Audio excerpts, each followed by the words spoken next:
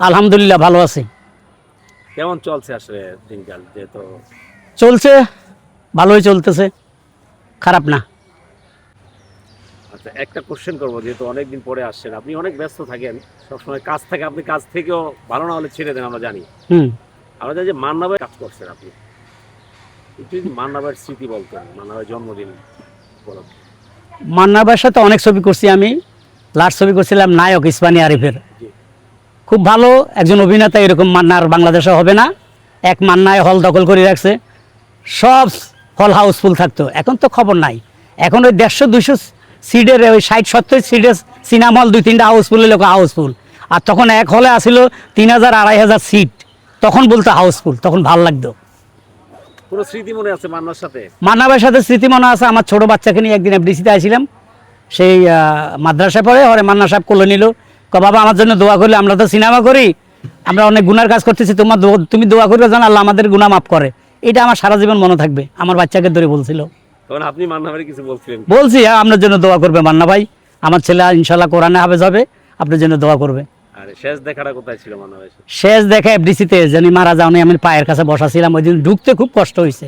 মানুষ আর মানুষ, আমার মনে হয় বিশ্বে কোনো মাইকেল জ্যাকসন মারা গেছে, এত লোক হয়েছে কিনা আল্লাহ মাহবুদে জানে, মান্না ভাই এর চেয়ে ফেল করছে, এত লোক হয়েছে। এটার কারণটা কি আসলে? এটার কারণে জনপ্রিয়তা, ওনার ছবি রিক্সাওয়ালার থেকে শুরু করি, ফেরিওয়ালা, সোনাচুরওয়ালা, দিন মজুর সবাই দেখতো, A class, B class, C class সবাই দেখতো। একজন মান্না কি সম্ভব হওয়া? না না না, এ প্রশ্ন উঠে না। একজন মান্না আসবে না, একজন হুমায়ুন আহমেদ আসবে না, একজন দিলদার আসবে না, একজন রাজীব সাহেব আসবে না, একজন এটিএম শামসুজ্জামান আসবে না, এগুলোর কোনো বিকল্প নাই। যেহেতু দিলদার সাহেবের নাম উঠালেন এবং দীর্ঘদিন তখন প্রচুর কমেডি অভিনয় করছেন, কিন্তু এখন প্রজন্মে কোনো কমেডি অভিনেতা নাই, মানে কমেডি অভিনেতা নাই। জিনিসটা আপনি কিভাবে দেখছেন? না ঠিক আছে, দিলদার ভাইয়ের সাথে আমি অনেক ছবি করছি, শেষ পর্যন্ত দিলদার ভাই আমার অডিও ক্যাসেটে কাজ করছিল, শালা দুলা ভাই, মামু বাগিনার বিশ্বকাপ, সে তো এটা পারে না, তারা ধরে নিয়ে আমি ভোকাল দিয়ে আইছি, খুব সুপারহিট চলছিল। লাস্টে উনি আমার সাথে সিডিতে কাজ করার, 12টা গান করবো, উনি ছড়া আমি ছড়া, আমি গান টান সব রেডি করছি, রেকর্ডিংও করছি। এর মধ্যে টেবিলে বসে গানগুলো কারে করা দিমো লিখতেছি, এর মধ্যে টেলিফোন আইলো, দিলদার ভাইয়ের পৃথিবীতে নাই। খুব আফসোস করছি।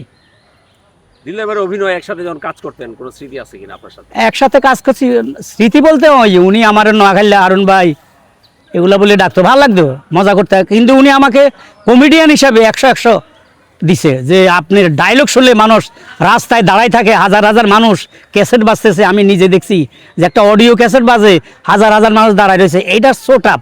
দিলদার ভাই এই সুনামটা আমার করে গেছে। একজন হারুন কিসিঞ্জার যদি দিল্লাল ভাইকে মূল্যায়ন করে, সেভাবে কিভাবে মূল্যায়ন করবে? অবশ্যই মূল্যায়ন করি এসব। আরে ভাই, এরা তো রত্ন, এগুলো আর হবে না। ভাই আপনাদের সময় কিন্তু দুইজনই সেরা ছিলেন, হ্যাঁ। আপনার কাছে কে সেরা? আমার কাছে দিলদার ভাই সেরা, এরপরে আমি। নতুন কেন শিল্পী তৈরি হয় না কমেডিয়ান? এটা আল্লাহ জানে ভাই, এটা আসলে এখন পাবলিক খাচ্ছে না, নিচ্ছে না, পাবলিকের ভালো লাগে না, এটা আমি কেমনে বলবো।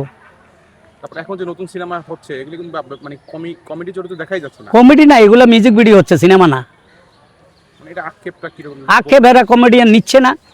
এখনকার ছবিতে পারলে কিছু লোক না উল্টা টাকা খায়, কিছু লোক আছে বেকার করে, এরা উল্টা টাকা দিয়ে অভিনয় করে। আর্টিস্ট লাগে না, আর্টিস্ট নিলে টাকা লাগবে। হারুন কিসিঞ্জারের কাছে গেলে 50,000 টাকা চাইবো, ও 2,000 টাকা দিয়ে একটা আর্টিস্ট নিয়ে নিচ্ছে, কেউ চিনে না। এটা হইলেই হয়েছে, এভাবে ছবি বানালে তো ছবি চলবে না। হারুন কিসিঞ্জার ভাইয়ের জীবনে কোনো অপূর্ণতা আছে কিনা? না, আমার কোনো অপূর্ণতা নাই। আমার ইচ্ছা ছিল মক্কা মদিনা যাবো, 2বার গেছি, তার মানে আমার কোনো অপূর্ণতা নাই। আমি ফ্যামিলির দিক থেকে অনেক সুখী। আমার বড় ছেলে কণ্ঠশিল্পী রোবেল খন্দকার, ভালো ভালো হিট গান গায়। আমার ছোট ছেলে ইটালি, বড় মেয়ে ইটালি, ছোট মেয়ে ঢাকা স্বামী সংসার করতেছে। 2 ছেলে 2 মেয়ে, আলহামদুলিল্লাহ, আল্লাহ পাক আমার খুব ভালো রাখছে। হোসেন ভাইয়া, সিনেমায় আসাটা কি সঠিক ছিল না? সিনেমা ছাড়া আপনি যেহেতু অডিওতে অনেক ব্যাপক জনপ্রিয়তা ছিল, কেমন, কোনটা আসলে? আমার অডিও ছিল ব্যাপক জনপ্রিয়তা, সিনেমা আইসা বরং কি বলবো, সিনেমা আইসা ছাগলের 7 নম্বর বাচ্চা হয়ে গেছে। এই জন্য আমি সিনেমা অনেক ছবি করি না। আগে ক্যারেক্টার শুনি, কদ্দূর পর্যন্ত আসে না, হিরো সানসামি করতে হইব, 2 সিনের পর আর থাকবো না, ইচ্ছে হলে কাজ করি, না চলে যাই। কাজবাজের ব্যস্ততা যদি বলতেন একটু। আমার ব্যস্ততা আছে, কিন্তু মাঝখান দিয়ে আমি অসুস্থ ছিলাম, অনেকদিন কাজ করি নাই। আবার কাজে নামলাম, কয়েকটা বিজ্ঞাপন করলাম, গতকালকে একটা বিজ্ঞাপন করছি, এর আগের দিনও একটা বিজ্ঞাপন করছি, আবেশ হোটেলের, খাওয়ার হোটেল আর কি। এর আগেও 2টা বিজ্ঞাপন করছি, বিজ্ঞাপন নিয়ে মোটামুটি ব্যস্ত। আর আপাতত আমার শুটিংগুলো আপাতত বন্ধ রাখছি, যেগুলো আমি ইউটিউবে ফেজে কাজ করি সুস্থ হওয়ার কারণে। এফডিসিতে আসলে কেমন লাগে আসলে, যেহেতু প্রাণের জায়গা আপনার? এফডিসি আসলে ভাল লাগে, আমি তো অনেক দিন থেকে আসি না, আজকে হঠাৎ আসলাম, জ্যাকি আলমগীর সাহেব দাওয়াত দিছে, ওনার আর আমার একটা প্রোগ্রাম আছে শ্যামনগর, এই ব্যাপারে কথা বলতে আসছি। এখন এফডিসিতে আবার নির্বাচনী হাওয়া বইতে আছে দেখলাম, 2টা প্যানেল দাঁড়াইছে, একটা হইলো বাপ্পারাজ মুক্তি আর একটা হইলো জয় শিবা শানু। ভালো নির্বাচনী হাওয়া বইতেছে, শিল্পীরা আনন্দে আছে, খুশিতে আছে। আপনি নির্বাচনে দাঁড়ান না কেন? অনেক দিন যে সিনেমায় আপনার লং জার্নি আমরা দেখেছি। ভাই আমার এলাকায় উপজেলা চেয়ারম্যানের দাঁড়াইতে বলছে, সেটাতেই দাঁড়াই নাই। আর আমি নির্বাচনে দাঁড়াবো এফডিসিতে, খাইয়া কাম আছে, আমি এসব জামিলার মধ্যে নাই। নির্বাচনটা ঝামেলা মনে হয় কেন? আমার কাছে দুনিয়ার জামিলা মনে হয়। এই মিটিং আছে, আজকে আসেন, এই কালকে অমুক নেতার কাছে যাইতে হইব, দুনিয়ার পেশাল, এগুলো আমার ভালো লাগে না। আচ্ছা, যারা হারুন কিশোরকে নিয়ে নেগেটিভ কথা বলে তাদের উদ্দেশ্যে কি বলার আছে? এদেরকে আল্লাহ রহমত করুক, সুস্থ রাখুক, ভালো থাকুক, আরো জনে লেখালেখি করতে পারে, আরো জন আমার ছবি উঠাইয়া আরেকবার মারতে পারে, এছাড়া আর কিছু বলার নাই। খোদা হাফেজ। Thank you.